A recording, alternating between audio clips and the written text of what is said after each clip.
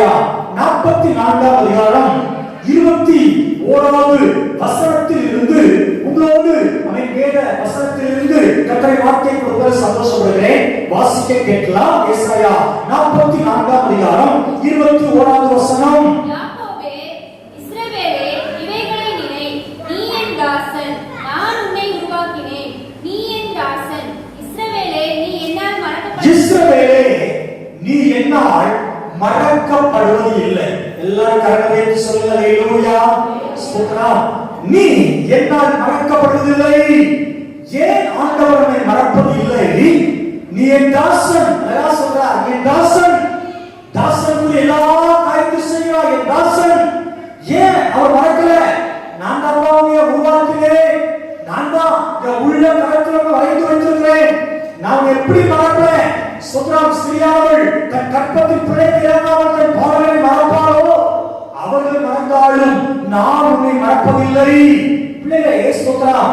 இந்த கால நேரத்துல ஸ்தோத்திரம், நம்ம எந்தெந்த சூழ்நிலையெல்லாம் மறக்கப்படுகிறோம். நாம் ஆராதிக்கிற தேவனை மறப்பதில்லை. அதே நேரத்துல நம்ம சில பகுதிகளில் மறக்கப்படுகிறோம். சில சூழ்நிலைகளுடைய வாழ்க்கையில வரும்போது நாம் மற்றவர்களால் மறக்கப்படுகிறோம்.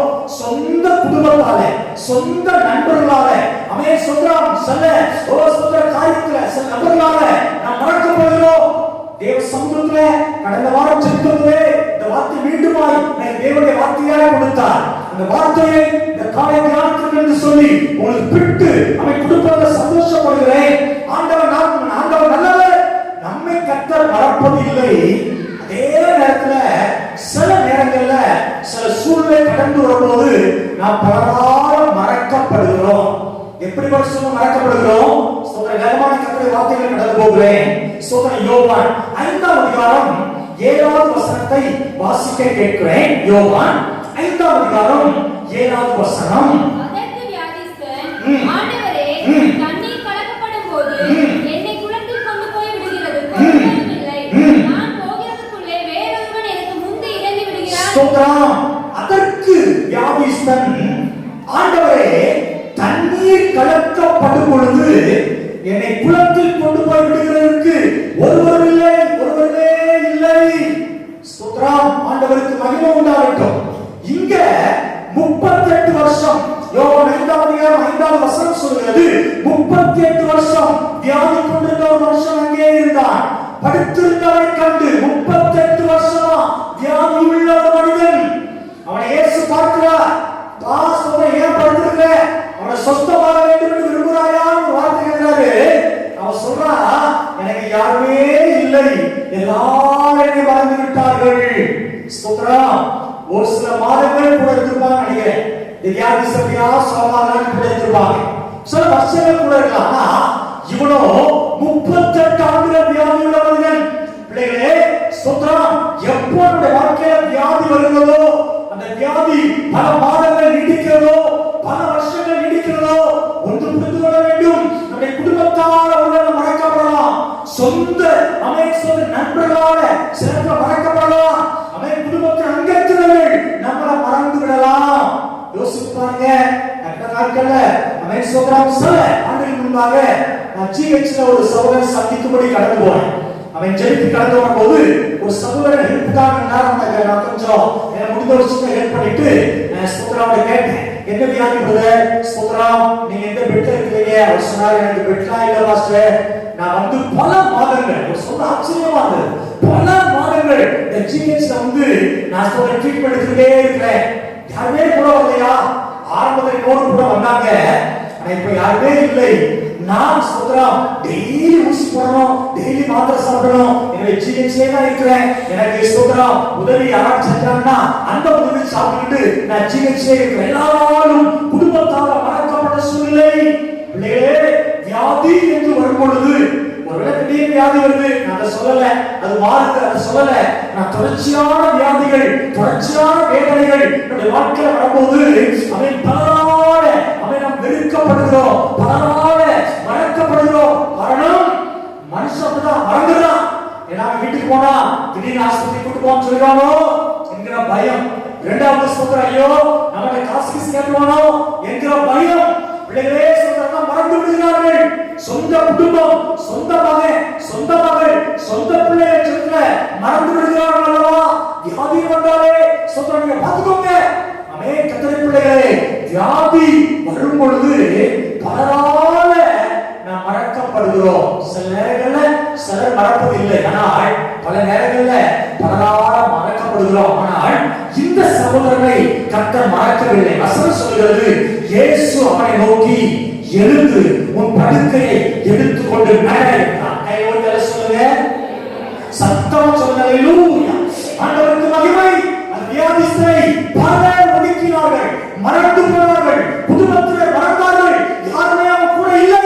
ஸ்தோத்திரம். ஆனாலும் என் ஆண்டவராகிய தேவன் அவனை பரிபூர்ண அவன் சுகத்தை கொடுத்தார். உன் படுக்கை எடுத்துக்கொண்டு நட என்று சொல்லி உற்சாகப்படுத்தினார். பிள்ளைகளே, இந்த கால வியாதி மிக்கமாய் ஒருவேளை நீங்கள் பலரால அவன் மறக்கப்பட்ட சொல்லிருப்பீங்கன்னா, உங்களை தேடி ஒரு தெய்வம் வந்திருக்கிறார்.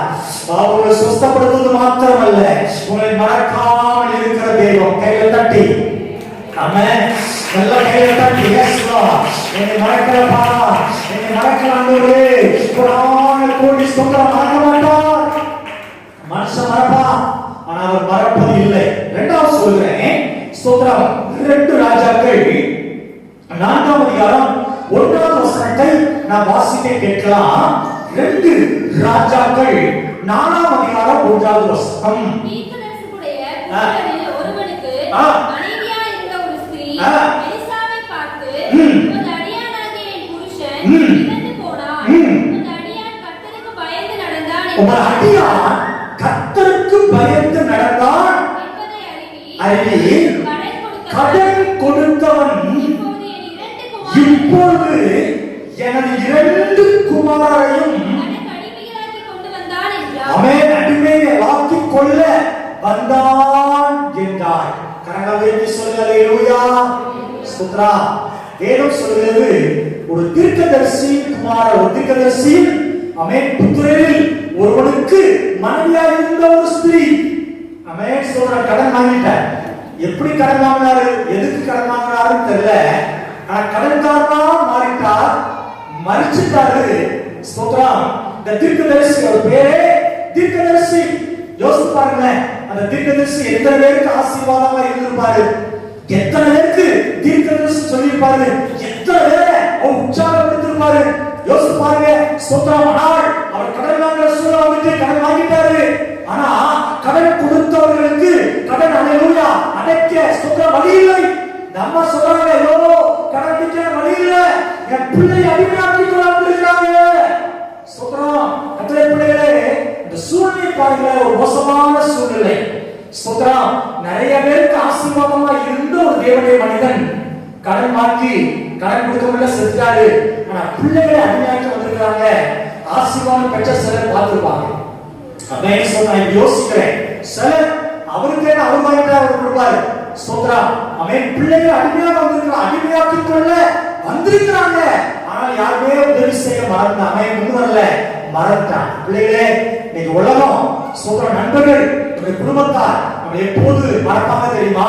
ஸ்தோத்திரம். எல்லாரும் அல்ல, சிலர் மறக்க வாய்ப்பும் உண்டு.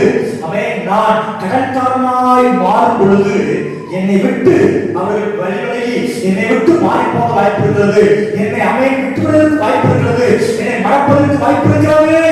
கடன் என்னை மறக்க செய்வது. யோசித்து பாருங்கள். கர்த்தருடைய பிள்ளைகளே, ஸ்தோத்திரம். என்ன அதே மாதிரிதான் ஸ்தோத்திரம். ஆண்டவர் நல்லவர். போனா பணம் கட்டுவானோ, மறைக்க வேண்டிய சூழ்நிலை, நல்ல வசதியா இருக்கிறவர்கள் கூட, வருமானத்துல செழிப்பா இருக்க கூட தன் முகத்தை மறைத்துக் கொள்கிறார்கள்.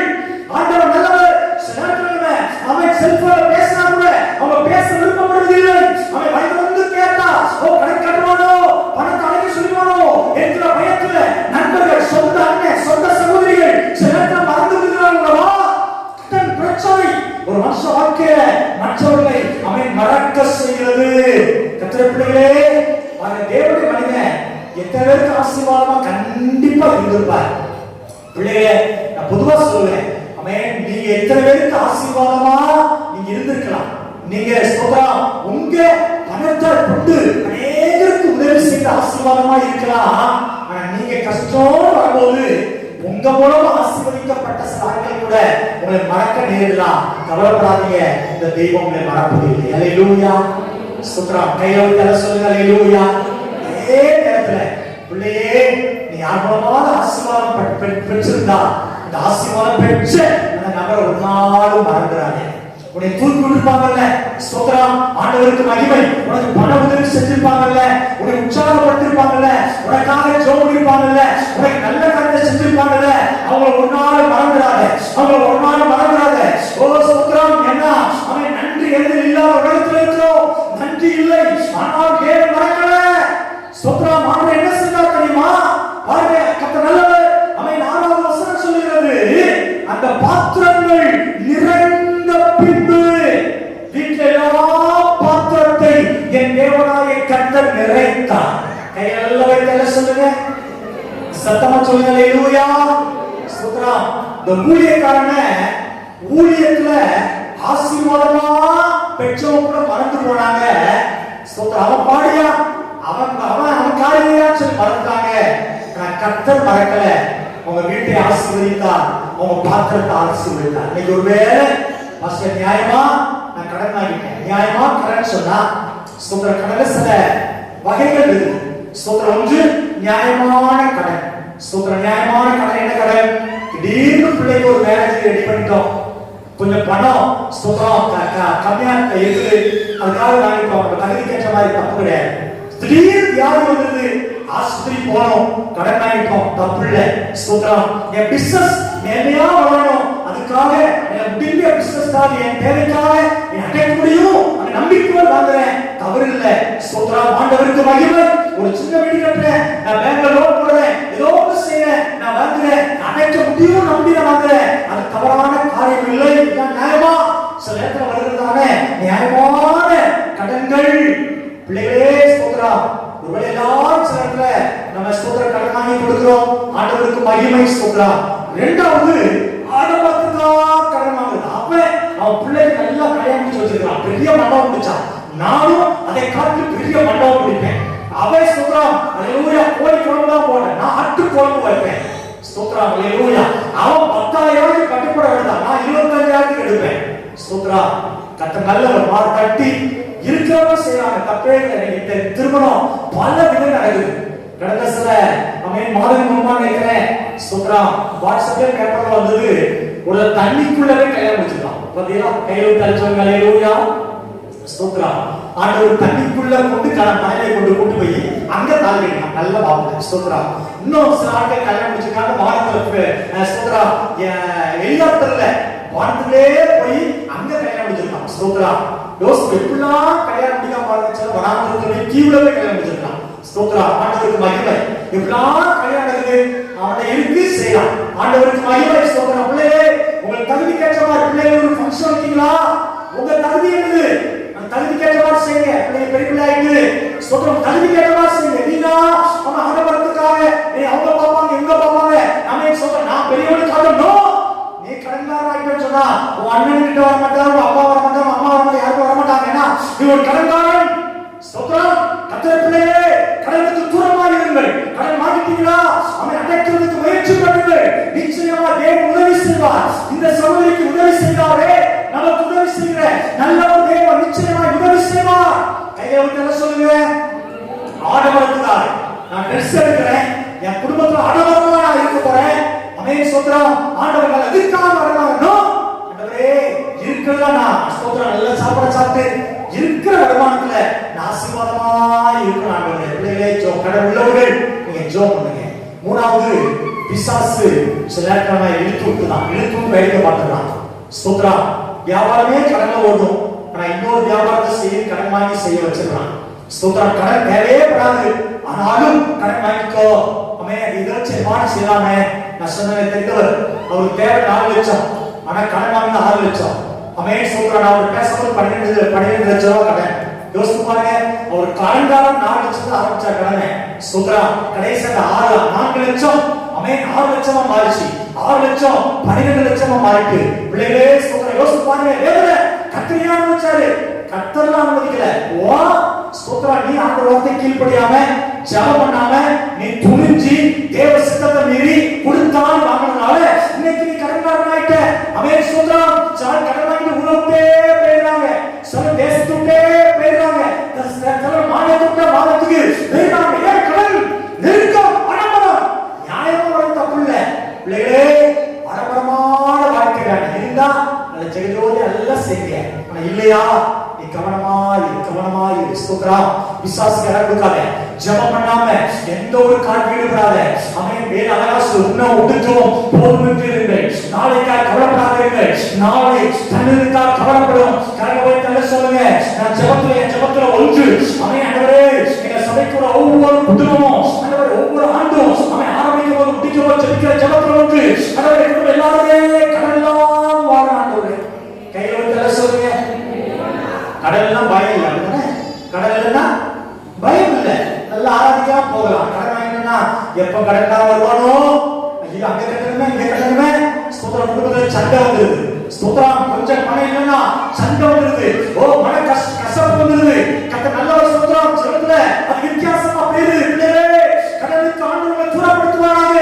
தேவையான வாங்கிட்டீங்களா கவனமா சீக்கிரமா கடன் அடைங்க.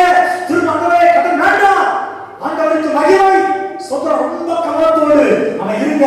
பிசாசுலாம் அப்போஸ்தலன் பவுல் சொல்றார், பிசாசுக்கு இடம் கொடுக்காதீங்க. ஸ்தோத்திரம். நியாயமா சில காரியம் இருக்குது, அதை நீங்க நியாயமா செய்யுங்க.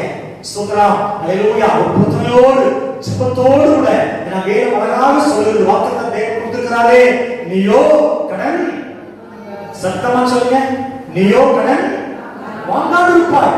ஸ்தோத்திரம். சத்தம் வாங்கிட்டோம் கொடுத்துருங்க. நம்ம ஆண்டவரே இந்த வருஷத்துல முடியும் டிசம்பர் மாதம் 31ஆம் தேதி வரதுக்கு முன்னால நான் வாங்குற எல்லாம் ஸ்தோத்திரம் இந்த கடனால அடைக்கும்படி உதவி செய்யப்பா என்று கரெக்டாக ஒப்பு கொடுங்க. எந்த மனுஷனையும் பார்க்காதீங்க.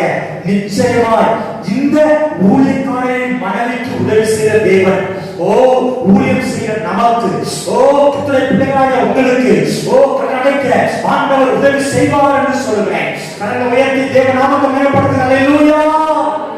ஏன்னா தேவன் நம்மை மறக்காத தேவன். கையிலோய்த்து அல்லேலூயா. மூணாவது வாசிமா ஸ்தோத்திரம். ஆமென். ஸ்தோத்திரம். பிரசங்கி எடுத்துக்கொள்ளுமா. பிரசங்கி ஆமென். ஆண்டவர் நல்லவர். 9ஆம் அதிகாரம் 14வது வசனத்தை வாசிக்கலாம். ஒரு சிறு பட்டணம் இருந்தது, அதிலே இருந்த குடிகள் கொஞ்ச மனிதர். அதற்கு விரோதமாக ஒரு பெரிய ராஜா வந்து அதை வளைந்து கொண்டு அதற்கு எதிராக கட்டினான். நல்லா கவனிங்க. அதிலே ஞானமுள்ள 7 மனிதன் இருந்தான். அவன் தன் ஞானத்தினாலே விடுவித்தான். ஆனாலும் அந்த 7 மனிதனை ஒருவரும் நினைக்கவில்லை. கரங்களை உயர்த்தி சொல்லுங்க. அல்லேலூயா. ஒரு சின்ன பட்டணம், ஒரு பெரிய ராஜா யுத்தம் ஜெயிக்க வாரான். ஒரு 7 மனிதன் ஞானமாய் கொடுத்த பதில் அந்த ஜனங்களை பாதுகாக்கப்பட்டார்கள். ஆனாலும் இந்த 7 மனிதனை மறந்து போய்விட்டார்கள். ஸ்தோத்திரம். பிள்ளைகளே, மூணாவது நம்ம எப்ப மறப்போம் தெரியுமா? என் வாழ்க்கையில நான் ஏழையா இருக்கும் பொழுது மறக்கப்படுகிறேன். பொருளாதார நெருக்கம் வரும்போது என்னை மறந்து விடுகிறார்கள். நான் சாதாரண வீட்டில் குடியிருக்கும் போது என்னை யார் பார்க்க வருவதில்லை. சாதாரண அதே அழகான வீடு கட்டி நல்ல வாசலோடு மகிழ்ச்சியா இருக்கும் போது நம் சொந்தக்காரர்கள் அடிக்கடி வந்து போகிறார்கள். ஆனா நான் சாதாரண வாழ்க்கையில சாதாரண குடியிருக்கும் போது என்னை தேடி யாரும் வருவதில்லை. ஏழை அவன் மறக்கிறார்கள். அவன் பணம் நெருக்கம் என் வாழ்க்கையை வளர்க்கும் போது நான் பணம் மறக்கப்படுகிறேன். எல்லாருக்கும் வருகிறது பிள்ளைகளே. ஸ்தோத்திரம். நல்லா இருந்தா நண்பர்கள் ஓடி வருவாங்க, நல்லா இல்லையா நாய் கூட விட்டு போட்டு வராங்க சொல்லுவாங்க. பிள்ளைகளே ஸ்தோத்திரம். ஏழை ஒரு உலக பிரகாரமான ஒரு ஸ்தோத்திரம். ஒரு நபர் சொல்கிறார், ஒரு மனுஷன் ஏழையா பிறக்க தவறு இல்லை. கரங்களை சொல்லுங்க, பக்கத்துல சொல்லுங்க. ஏழையா பிறக்கிற தவறு இல்லை, ஏழையா மறிக்கிறது தப்பு. இயேசுவாக்கு ஏழையா மறிச்சா ரொம்ப அதுதான் தப்பு. ரொம்ப ஸ்தோத்திரம். ஆனா அல்லேலூயா. ஏழையா ஒரு அப்பா அம்மா ஏழையா இருக்கலாம், ஏழையா பிறக்கிறது தப்பு இல்லை. கடன் சில அப்பா அம்மா சில பிள்ளைகள் கடன் தான் வச்சு போறாங்க, சிலர் சொத்து சுகம் சேர்த்து வைக்காங்க. நல்ல தகப்பன், அடிக்கடி வார்த்தை சொல், நல்ல தகப்பன் தன் பிள்ளைகளுக்கு ஸ்தோத்திரம் ஹல்லேலூயா சமயம் ஸ்தோத்திரம் சொத்தை சேர்த்து வைக்கிறான் பைபிள் சொல்லு. பிள்ளைகளே சம்பாத்தியம் பண்ணி வைக்கிறான், அருமையான கர்த்தருடைய பிள்ளைகளை புத்திய சேர்த்து வைக்கிறான். ஸ்தோத்திரம். ஏழையா நம்ம படைக்கிறது ஒரு தவறு கிடையாது, ஆனா ஏழையாவே இருக்கிறேன் கடலோரமா இருக்கிறேன்னு சொன்னா ஆதிக்கிற தேவன் ஐஸ்வர்ய சம்பன்னன் அல்லவா, கர்த்தரை நம்புகிறவன் செழிப்பான் என்று வேதம் சொல்கிறது. அவன் செழிக்க வைக்கிற ஆண்டவர் அல்லவா, உண்மையுள்ள மனுஷன் பரிபூர்ண ஆசீர்வாதங்களை பெறுவான் என்று சொல்கிறது. நம்ம ஆசீர்வதிக்கிற ஒரு தேவன் இல்லையா? யோசித்து பாருங்க. அவன் ஏழையாவே இருக்கிறேன், இன்னமும் தரித்திரம் மாறல, இன்னமும் கடன் மாறல, நான் சபைக்கு வந்து பல ஆண்டாகுது, இன்னைக்கு அவர்கள் உயர் வரலாற்றுனா சந்திக்கிறான், நான் சரியாக தேவையான அர்த்தம். ஒருவேளை குறிப்பிட்ட வருஷங்கள் கடன் நெருக்கம் இருக்கலாம், ஆனா தொடர்ந்து இருந்துகிட்டே இருக்குது, எங்கேயாவது முன்னேறவே முடியலன்னு சொன்னா சந்திக்கிறான் இருக்குது. ஏன்னா அவை தொழுது கொள்கிற யாவருக்கும் அவர் ஐஸ்வர்ய சம்பன்னரா இருக்கிறார். கடன் ஒரு தலை சொல்லுங்க, சத்தமா சொல்லுங்க ஹல்லேலூயா. ஐஸ்வர்யத்தை சம்பாதிக்க பலன் கொடுக்கிறவர் என்று வேதம் சொல்லு. யோசித்து பாருங்க. அவன் தாழ்மைக்கும் வேதம் நீதிமொழிகள் அழகா சொல்றாரு, தாழ்மைக்கும் கர்த்தருக்கு பயப்படுகிற பலனுக்கும் அவன் சொல்ல வருகிற பலன் ஐஸ்வர்யம் மகிமை ஜீவன். நீ தாழ்மை நடந்தாலே, கர்த்தருக்கு பயந்து வாழ்ந்தாலே அதனால் வருகிற கணம், அதனால் வருகிறது மகிமை, அதனால் வருகிற ஐஸ்வர்யம். பிள்ளைகளே ஸ்தோத்திரம். சாலமோன் சொல்றாரு, சோம்பேறியுடைய வீட்டை கடந்து போன அவன் வீடு முன்செடியா இருக்குது. ஸ்தோத்திரம். சுறுசுறுப்புள்ளவன் கையோ செல்வத்தை உண்டாகும். பிள்ளைகளே நீ கைட்டு செய்கிற அந்த சுத்தமான வேலையை சுறுசுறுப்பா சோம்பேறித்தனப்படாம செய். கர்த்தர் நல்லவர். நீ எந்த வேலை செய்தாலும் இந்த உலகத்துல பொதுவா சொல்லுவாங்க, அமேன் ஸ்தோத்திரம், யார் ஏமாத்த கூடாது, வஞ்சி கூடாது. அமேன் ஸ்தோத்திரம். கர்த்தர் நல்லவர். ஆனா வேலை எந்த நடந்தாலும் நம்ம அஞ்சக்கூடாது. சுறுசுறுப்பா உனக்கு தந்த வியாபாரத்தை, உனக்கு தந்த வேலையை, நீ செய்த வேலையை மகிழ்ச்சியோடு சுறுசுறுப்பாய் ஆண்டவரை நம்பி செய். வேதம் சொல்கிறது, நீ கையிட்டு செய்கிற எல்லா வேலைகளிலும் கர்த்தராகிய தேவன் உன்னை ஆசீர்வதிப்பார். கையை தட்டி ஆண்டவரை மையப்படுத்துங்க. செய்வா வெட்கப்படாம செய். ஒரு தொழிலை செய்யா வெட்கப்படாம செய், சந்தோஷமா செய். அது ஆசீர்வதிக்கிறவர் கர்த்தர் அல்லவா. அவன் ஏழை தெரிஞ்சாலே ஒரு கூட வீட்டுல இருக்கலாம், ஒரு ஆஸ்வாசி வீட்டுல இருக்கிறான்னு சொன்னா நம்ம போக விருப்பப்படாம ஸ்தோத்திரம் வரமாட்டோம். ஆனா ஒரு பெரிய பணக்கார வீடுனா கீழே குடும்பமா நான் பாக்குறேன், சபையிலே சென்று பாக்குறேன். ஸ்தோத்திரம். பணக்கார வீட்டு ஃபங்க்ஷன் இருக்கு, குடும்பமா அம்மா அப்பா பிள்ளைகள் எல்லாம் குட்டி குடும்பம்னு பேரு. ஆனா தரித்திரமா இருக்கிற வீட்டுக்கு அம்மா அப்பா மட்டும் தலை காட்டுவாங்க. சரி, ஒருவேளை எப்படின்னு தெரியல, பிள்ளைகளே ஏழை அசட்டை படப்படுகிறார்கள். ஏழ்மை மற்றவன் மறக்க வைக்கிறது. ஸ்தோத்திரம். யோபு நல்லா இருந்த போது யோபு சொல்றாரு, முதியோர் கூட என்னை கனம் பண்றாங்க, வாலிபர்கள் நம்ம வாயை பொத்திக்கிடுவாங்க, எனக்கு நிக்க மாட்டாங்க, ஆனா எல்லாவற்றையும் இழந்த போது எல்லாரும் கேடியா மாறிட்டேன். மனைவிகளை சொல்றா, யோபுவே தேவனை தூசி ஜீவனை விடு. பிள்ளைகளே மனைவியால கூட யோபு அவன் ஸ்தோத்திரம் மறக்கப்பட்டார். காரணம் ஏழ்மை. பிள்ளைகளே உங்க ஏழ்மையை பயன்படுத்தி உங்க நண்பர்கள் உங்களை விட்டு மாறிவிட்டார்களோ, நீ ஏழ்மையை பயன்படுத்தி உங்க குடும்பத்தார் உங்களை விட்டு ஒதுங்கிட்டாங்களோ, கவலைப்படாதீங்க. உங்க ஏழ்மையை மாற்றுகிற ஒரு தெய்வம் உங்களுக்காக பூமியில் இருக்கிறார். அவரை அண்டிக்கொள், அவரை சார்ந்துக்கொள், அவருடைய வைராக்கியமாயிரு, அவரை ஆராதி, அவருக்காக ஊழியம் செய், அவருக்காக கொடுத்துப்பார். உன் தலையை கர்த்தர் உயர்த்துவார் என்று சொல்றேன். நல்ல உயர்த்த சொல்றேன். திருமணம் அனைத்தான் எப்பவும் சொல்றேன், தேவன் என்னை பொருளாதாரத்தில் ஆசீர்வதிக்கணும்னு விருப்பப்படுறீங்களா? உங்க தரித்திரம் கடன் மாற நினைக்கிறீங்களா? நீங்க ஆண்டவர் கொடுக்கவில்லை மாத்திரம் உண்மையா இருப்பேன். எங்கே சொல்வேன், எப்பவும் சொல்வேன். நம்ம சபையில பலர் உண்மையா இருக்கிறாங்க. நம்ம தசமாகம் அந்த காணிக்கை போட்டு எடுத்தோம், தசமா எடுத்து ஜோமனம் போடலாம். சில நேரத்துல கஷ்டப்பட்ட பிள்ளை சில வருஷத்துக்கு முன்பாக வந்தவங்க கூட தசமாவும் எழுதி போட பார்த்து ரொம்ப உள்ள அப்படியே சந்தோஷம் ஆண்டவரே. ஆனா அவங்க பாக்குறேன் சொல்ற படிப்படியா தேவ பொருளாதாரம் உயர்த்திட்டே இருக்கிறேன். நல்லா பாக்குறேன் பிள்ளைகளே, உயர்வு நீ கொடுப்பதனால, ஏழைகளுக்கு உதவி செய்வதனால, ஆமென், ஆண்டவருக்காக உண்மையா கொடுப்பதனால, ஊழியக்காரன் உண்மையா செய்வதனால பொருளாதாரத்துல உன்னை ஒரு நாள் ஆண்டவர் தள்ளாட விட்டாலும் தள்ளாட்டத்தை கண்டிப்பா மாற்றுவார். கையில வைத்து அல்லேலூயா ஸ்தோத்திரம். திரும்ப சொல்றேன், ஏழையா வாழ்ந்து ஏழையா மறிச்சாதீங்க. ஒரு ஐஸ்வர்ய சம்பனர் நம்முடைய ஆண்டவராக இருக்கிறார். ஆமென் ஸ்தோத்திரம். நான்காவது வாசிமா. ஆண்டவருக்கு மகிமை உண்டாகட்டும். லூக்கா 15ஆம் அதிகாரம் 16வது வசனத்தை வாசிக்க கேட்கலாம். அப்பொழுது பன்றிகள் தின்கிற தவிட்டினாலே தன் வயிற்றை நிரப்ப அப்பொழுது பன்றிகள் தின்கிற தவிட்டினாலே தன் வயிற்றை நிரப்ப ஆசையா இருந்தான்.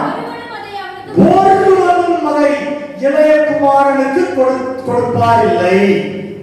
சொல்லுங்க, எல்லாம் சத்தமா சொல்லுங்க. முதல் காரியம், எப்போ நம்மை நாம் மறக்கப்படுகிறோம்?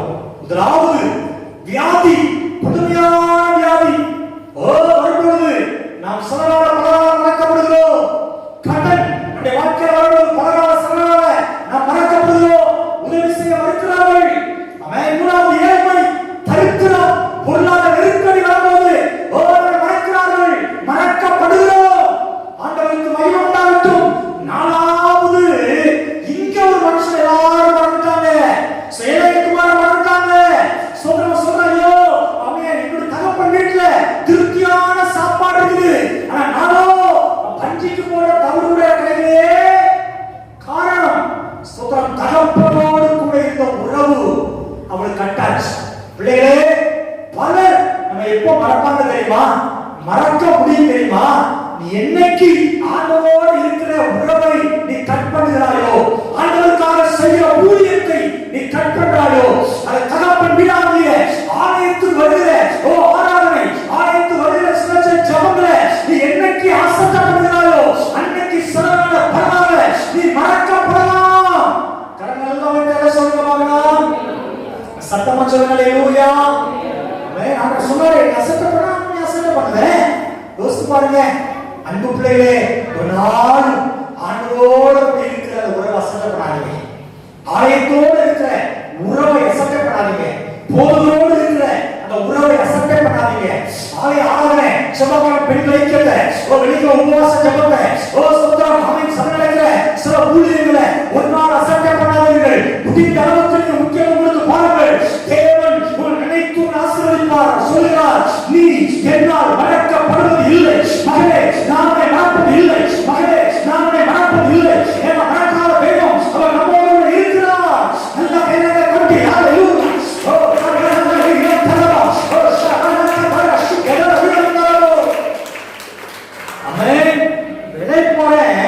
தகப்பன் வீட்டத்தினால வந்தது தெரியுமா? குறை வந்தது. அது மாத்திரமல்ல, துன்மார்க்க ஜீவி வந்தது. ஸ்தோத்திரம். துன்மார்க்கமா மாறிட்டான். ஸ்தோத்திரம். பிள்ளைகளே, அப்பாவோட உறவை நம்ம விடும்போது பிசாசு நம்ம துன்மார்க்கத்துல தள்ள வாய்ப்பு நிறைய இருக்கு. தேவ ஆலயத்தை நம்ம விடும் பொழுது நம்ம பாவம் செய்ய வைக்க நிறைய வாய்ப்பு இருக்குது. அதனால ஒரு நாளும் இளையகுமாரனை போல அப்பா வீட்டு வேண்டாம் ஒதுக்கிறாங்க. வீட்டுல இருந்தீங்களா? ஸ்தோத்திரம். பொதுவா சொல்ல, வீட்டுல இருந்தா ஒரு ஃப்ரீயா இருந்தா அன்னைக்கு சபையோட ஜெபம் இருந்தா நீ ஜெபத்துல வந்து பங்குது. கை கால் வலி, வேதனை, சில ரொம்ப பலவீனம், பரவாயில்ல, நேரம் நல்லா இருந்தா ஸ்தோத்திரம் பொருட்படுத்தாம வந்து பாரு. நிச்சயமாய் தேவன் அவரை மறக்காம அவர் உன்னையும் உன் பிள்ளைகளின் குடும்பத்தையும் நம்மையும் அவர் அல்லேலூயா கனமடு நல்ல தேவன். ஆமென். ஸ்தோத்திரம். நல்ல கரங்களை எல்லாம் சொல்லுங்க. அல்லேலூயா. ஸ்தோத்திரம். அவன் 4 காரியத்தை சொன்னேன். சொல்லி அவன் நேரம் முடிந்ததுனால நான் இந்த ஸ்தோத்திர செய்தியை சுருக்கி முடிக்கிறேன். எந்த சொல்லால் மறக்கப்படுகிறோம்? ஒன்று, வியாதி என் வாழ்க்கையில வரக்கும்போது நான் மறக்கப்படுகிறேன். இரண்டாவது, கடன் என் வாழ்க்கையில வரும்போது நான் மறக்கப்படுகிறேன். மூணாவது, அவன் ஏழ்மை, தரித்திரம், பொருளாதார நெருக்கம் என் வாழ்க்கையில வரும்போது பலரால மறக்கப்படுகிறேன். நாலாவது, துன்மார்க்க வாழ்வு அல்லது தகப்பனோடு கூட இருக்கிற உறவு என்னைக்கு முறிந்து விடுகிறதோ அன்னைக்கு நான் பலரால மறக்கப்படுவதற்கு வாய்ப்பு இருக்குது. ஆண்டவரே, நீங்க ஒரு நாள் மறப்பதில்லை. கரெக்டா சொல்லுங்க. இந்த 4 சம்பவத்திலையும் ஆண்டவர் மறக்கல. வியாதியோட மறக்கல. கடன்கார அந்த ஊழியக்காரன் கட்ட மறக்கல. பிள்ளைகளே, அந்த ஏழை கூட ஆண்டவர் பிரசங்கில எழுதி வைக்க மறக்கல. பிள்ளைகளே ஸ்தோத்திரம். அந்த இளைய குமாரனை தகப்பன் மறக்கல. இளையவன் வரணும்னு சொல்லி காத்திருந்தார். வந்தபோது உயர்ந்த வஸ்திரம் கொடுத்தார், பாதரட்சை கொடுத்தார், போதனை கொடுத்தார். பிள்ளைகளே நீ உன்னை மனம் திரும்பி வருவாய் என்று சொன்னார். அப்பா எங்க பலரும் மறந்துட்டாங்கப்பா, நான் நம்பினவன் கூட மறக்கலாம்னு சொல்லி நீ மனம் திரும்பி அப்பா வரணும்னு சொன்னா உன்னை அணைத்துக் கொள்கிறவர், ஒரு சூழ்நிலை தலைவனாய் மாற்றுகிறவர், மறக்காத ஒரு தெய்வம், உன்னை மறக்க மாட்டார் என்று சொல்றேன். தேவன் அப்படியே மகா பரிசுத்தம் உள்ள எங்கள் பிதாவே, இயேசுவின் நல்ல நாமத்துல நீங்க எனக்கு தந்த இந்த மாத வாக்குத்தத்த வசனத்தை ஞான பிள்ளைகளுக்கு விட்டு கொடுத்துருக்கிறப்பா. நீ நான் மறக்கப்படுவதை சொன்னேன். நாங்க மறக்கப்படுகிற மூன்று நிறைய சூழ்நிலைகளை சுட்டி காட்டினேன். சில மறக்கப்படுகிறோம் தகப்பனே.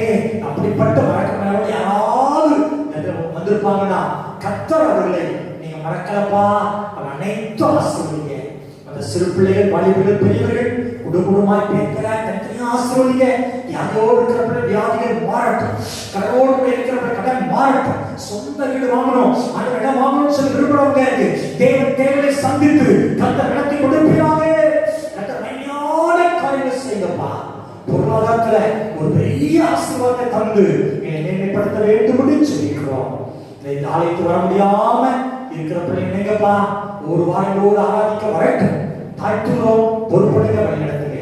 இயேசுவின் நல்ல நாமத்தில் தாழ்மையோடு ஜெபிக்கிறோம் எங்கள் நல்ல பிதாவே. ஆத்துமாவே முழுவதுமே பரிசுத்த நாமத்தை ஸ்தோத்திரி. ஆத்துமாவே கர்த்தரை ஸ்தோத்திரி. கர்த்தர் செய்த சகல உபகாரங்களையும் மறவாதே. ஆமென். ஆண்டவராகிய இயேசு கிறிஸ்துவின் கிருபை, பிதாவுடைய அன்பு, பரிசுத்த ஆவியின் ஐக்கியம், சிநேகம், பாதுகாப்பு, கிருபை நம் அனைவரோடும் ஆண்டவர் இயேசு கிறிஸ்து வருகிற வரைக்கும் என்றென்றைக்கும் நிலைத்திருப்பதாக. ஆமென். எல்லாரும் கரங்களை உயர்த்தி 3 முறை சொல்லுவோம். அல்லேலூயா, அல்லேலூயா.